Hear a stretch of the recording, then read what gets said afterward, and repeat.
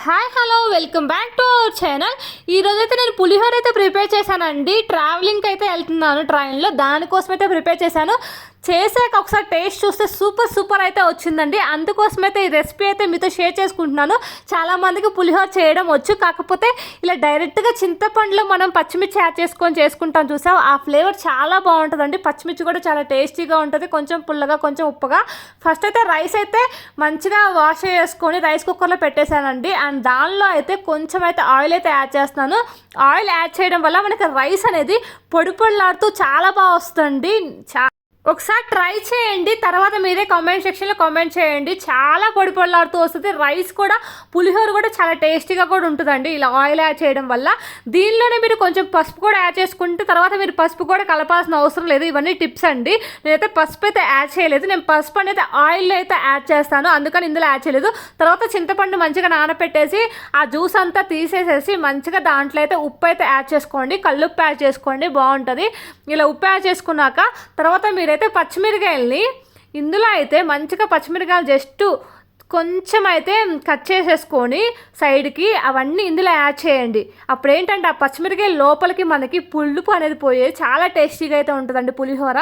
ఇలా అయితే మామూలుగా భోజనాలలో ఇలాగే చేస్తారు, నాకైతే ఇలానే ఇష్టం, అందుకోసమైతే ఇలా అయితే ప్రిపేర్ చేస్తున్నాను. ఇలా యాడ్ చేసుకొని మొత్తం కలుపుకుంటూ మంచిగా కొంచెం గట్టి పడేలాగైతే ఈ పులుసును అయితే మంచిగా ఉడకపెట్టండి, చాలా బాగుంటుంది ఇలా చేసుకుంటే. అండ్ మీ తర్వాత కొన్ని పచ్చిమిరకాయలు మళ్ళీ ఆయిల్లో కూడా ఫ్రై చేసుకోవచ్చు, అవి కూడా డిఫరెంట్ టేస్ట్ ఉంటుంది, ఇవి డిఫరెంట్ టేస్ట్ ఉంటుంది. మా హస్బెండ్కి అయితే ఇవంటే చాలా ఇష్టం అండి, అందుకోసం అయితే నేను ఇందులోనే వేస్తాను. నెక్స్ట్ అయితే ఇలా అయితే మొత్తం అయితే అయిపోయింది. తర్వాత దీన్ని ఆఫ్ చేసుకొని చల్లారి పెట్టుకోండి. చల్లారి పెట్టుకున్నాకే పులిహోర కలుపుకోవాలండి, అప్పుడే మనకి చాలా బాగుంటుంది పొడి పొడిలాడుతూ. నెక్స్ట్ అయితే మీరు ఒక ప్యాన్లో అయితే ఆయిల్ అయితే యాడ్ చేసుకోండి. ఆయిల్లో అయితే మంచిగా తాలింపు గింజలు అయితే యాడ్ చేసుకోండి. తాలింపు గింజలలో మీరు శనగపప్పు ఉంటాయి కదా, శనగపప్పు ఎక్కువ యాడ్ చేసుకోవడం వల్ల మనకి మధ్య మధ్యలో పులిహోర తినేటప్పుడు క్రిస్పీగా అయితే అనిపిస్తుంది, కరకరలాడుతూ చాలా బాగుంటుంది. తర్వాత దాంట్లోనే మీరైతే పల్లీలు అయితే యాడ్ చేసుకోండి. పల్లీలు ఎంత ఎక్కువ యాడ్ చేసుకుంటే అంత మంచి టేస్ట్ అయితే వస్తుంది పులిహోర. ఇలా యాడ్ చేసుకోవాలి. తర్వాత దాంట్లోనే కొన్ని పచ్చిమిరకాయలు అయితే ఇందులో కూడా యాడ్ చేశానండి. ఓన్లీ మేము కర్రీ ఏం తీసుకెళ్ళట్లేదు, అందుకోసం పచ్చిమిరకాయలు తినుకుంటూ పులిహోర తిందామని చెప్పేసి పచ్చిమిరకాయలు కొంచెం ఎక్కువ యాడ్ చేశాను. తర్వాత దాంట్లోనే ఫ్రెష్గా అయితే కరివేపాకు కూడా యాడ్ చేశాను. ఇలా యాడ్ చేసుకొని మొత్తం సిమ్లో పెట్టేసుకొని మంచిగా అన్ని ఫ్రై అయ్యేలాగా ఈవెన్గా ఫ్రై అవ్వాలండి, ఏది మాడిపోకూడదు. పచ్చిమిరకాయ అయినా పల్లి అయినా తాలింపు గింజలైనా కలుపుకుంటూ ఫ్రై చేసుకుంటే బాగా అన్ని ఈవెన్గా అయితే మంచిగా అయితే ఫ్రై అవుతుంది, అప్పుడే టేస్ట్ బాగుంటుంది. ఏదైనా మాడిపోయినా కానీ ఆ ఫ్లేవర్ అంత మంచిగా ఉండదు. తర్వాత మీరైతే ఆల్రెడీ ముందుగా రైస్ బాయిల్ చేసుకున్నారు కదా, ఆ రైస్ని కూడా చల్లారి పెట్టండి. అది కొంచెం వేడిగా ఉన్నప్పుడు కలిపితే బాగోదు, కొంచెం చల్లారి పెట్టాలి. చల్లారి పెట్టినాక మంచిగా దీంట్లో పసుపు వేస్తానని చెప్పా కదా ఇందాక, నేను రైస్లో పసుపు వేయలేదు. ఇలా నూనెలో పసుపు వేయడం వల్ల మనకి ఏంటంటే రైస్లో తొందరగా కలిసిపోయిద్ది, మనం కలపాల్సిన అవసరం లేకుండా.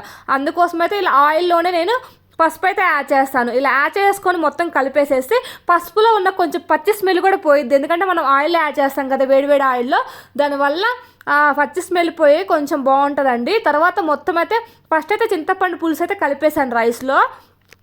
పులుపు టేస్ట్ సరిపోయిందా లేదా చూసుకొని రైస్లో సరిపోకపోతే మళ్ళీ కొంచెం యాడ్ చేసుకొని కలుపుకోండి. తర్వాత మీరు ఆల్రెడీ పోపు పెట్టారు కదా, తాలింపు పెట్టారు కదా, ఆ తాలింపు అంతా ఇందులో యాడ్ చేసుకొని జస్ట్ ఒక స్పూన్ పెట్టేసేసి మొత్తం కలిపితే ఈవెన్గా మనకి పసుపు కూడా బాగా కలిసిపోయిందండి. ఊరికే రైస్లో కలపాల్సిన అవసరం లేదు, ఇలా మొత్తం కలిపేసేయండి. ఇంతే అండి, చాలా టేస్టీగా అండ్ ఈజీగా అయితే ఉంటుంది.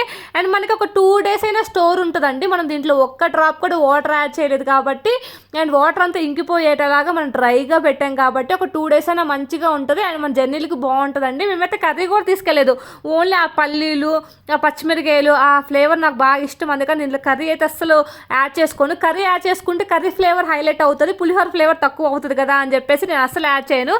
ఇంతే అండి ఈ వీడియో. Thank you for watching this video అండి. Please like, share and subscribe my channel. And thank you once again and please support me అండి. అండ్ నా ఛానల్లో ఇలాంటి కుకింగ్ రెసిపీసే కాకుండా ఆన్లైన్లో ఏమైనా శారీస్ కానీ డ్రెస్సెస్ కానీ పర్చేస్ చేస్తే రీజనబుల్ కాస్ట్ ఏమన్నా అనిపిస్తే వాటి రివ్యూస్ అయితే ఇస్తానండి, మంచి క్వాలిటీ అనిపిస్తే నాకు. అండ్ నెక్స్ట్ అయితే నేను ఆన్లైన్లోనే గోల్డ్ కాయిన్స్ అయితే పర్చేస్ చేస్తూ ఉంటాను. అండ్ ఆ రోజు కాస్ట్ ఎంత ఉందో దానికే పర్చేస్ చేస్తానండి, no wastage and no making, అలాగే నో జిఎస్టీ అండి. ఆ రోజు రేట్ ఎంత ఉందో దానికే కొంటాను. అండ్ నెక్స్ట్ అయితే ఇలా పర్చేస్ చేయడం వల్ల నాకైతే అండ్ ఇయర్ ఫోన్స్ కానీ, ట్రాలీ బ్యాగ్ కానీ, అండ్ అలాగే స్పీకర్ కానీ ఇవన్నీ నాకు ఫ్రీగా ఒక 20 రూపీస్ పే చేసేస్తే వచ్చాయండి. అవి కూడా ఎలా చేయాలి ఏంటి అని చెప్పి ఇన్ఫర్మేషన్ అయితే షేర్ చేసుకుంటాను. ఇంతే.